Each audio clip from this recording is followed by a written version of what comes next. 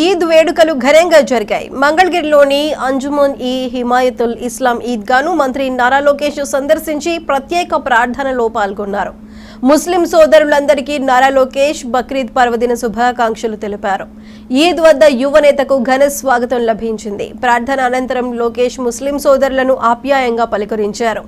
ఈ నేపథ్యంలో లోకేష్ దృష్టికి పలు సమస్యలు రాగా త్వరలోనే అన్ని సమస్యలు పరిష్కరించేలా కృషి చేస్తామని నారా లోకేష్ హామీ ఇచ్చారు.